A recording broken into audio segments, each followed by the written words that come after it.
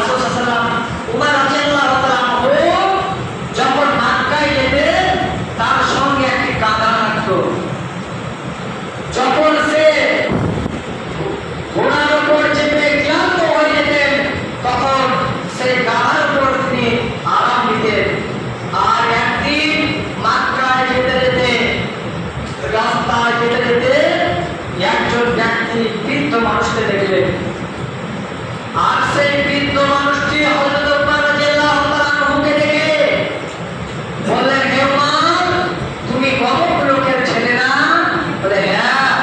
বললেন, হ্যাঁ আমি অমুক লোকের ছেলে।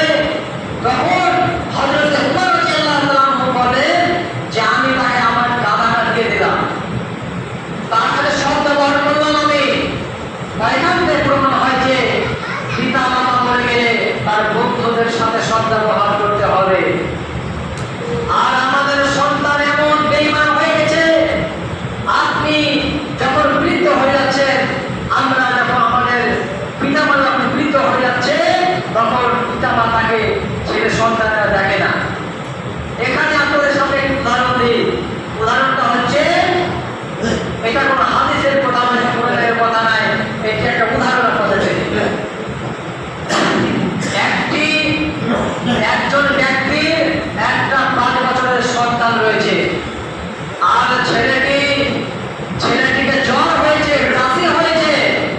আর সেই ছেলেটির বাবা গরিবের সংসার, বাড়িতে টাকা পয়সা কম, বাড়িতে টাকা পয়সা অত নয়। তাই সেই ছেলেটিকে সর্দি হয়েছে, কাশি হয়েছে, ডাক্তারখানায় নিয়ে যাবেন। আর ডাক্তার ঘরের কোনো এক আব্দুর রহমান ডাক্তারের কাছে নিয়ে যাবে। আর যেতে যেতে সেই ছেলেটিকে তার বাবা সাইকেলের পেছনে চাপিয়ে নিয়ে যেতে শুরু করেছেন। আর যেতে যেতে যেতে তার বাবা যখন যেতে শুরু করেছেন, যেতে যেতে দেখছেন যে একটি পুকুরে সাদা সাদা বল বসে আছে। তখন সেই ছেলেটি বলছেন, আব্বা ওগুলো কি পুকুরে ধারে বসে আছে? বলছেন, কাকারে ওগুলো বল। সেই ছেলেটি 100 বার জিজ্ঞেস করলেন, তাও তার বাবা 100 বারই তার কথাই রিপ্লাই দিলেন, তার কথাই উত্তর দিলেন। ওষুধ নিয়ে চলে তারপর সেই ছেলেটি যখন বড় হয়েছে আর তার বাবা যখন বৃদ্ধ হয়ে গেছে, তার বাবার বয়স যখন 50 সাল হয়ে গেছে, তখন তার বাবা বলছেন, বেটা আব্দুল্লাহ, আমার শরীরটা একটু খারাপ করছে, আমার শরীরটা ঝিমঝিম করছে, আমাকে ডাক্তার আব্দুর রহমানের কাছে নিয়ে চল। আর তার সেই ছেলেটি তার বাবাকে বাইকে চাপিয়ে নিয়ে যেতে শুরু করেছেন। যেতে যেতে যেতে সেই পুকুরের ধারে আমার বক বসে আছে। ওই পুকুরে আমার বক বসে আছে সাদা সাদা। তখন সেই ছেলেটির পিতা বলছেন, বেটা আব্দুল্লাহ, ওই পুকুরের ধারে ওগুলো কি বসে আছে? আমি চোখে কমপ্লিটলি দেখতে পাচ্ছি না, বয়স হয়ে গেছে। তখন বলছেন, আব্বা ওগুলো বল। আবার বললেন, কি বললেন বল? বললেন, কি বললেন বল? 3 বার জিজ্ঞেস করলেন, বললেন বল।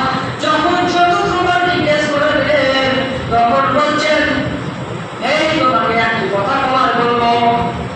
বলছে, তোমাকে একটি কথা বলার বলবো।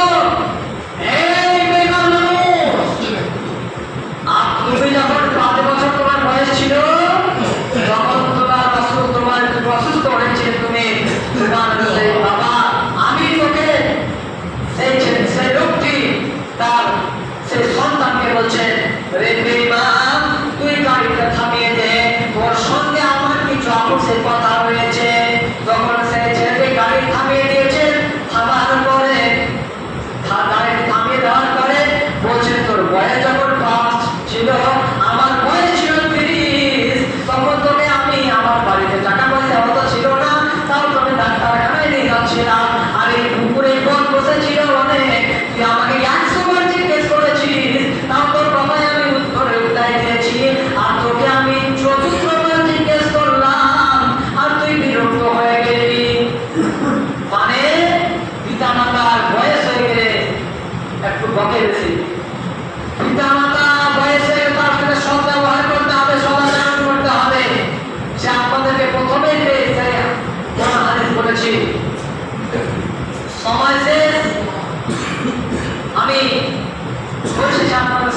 চাই, পরিশেষে আল্লাহর কাছে দোয়া করি, হে আল্লাহ আমরা যেন ঠিক মতো সালাত করতে পারি।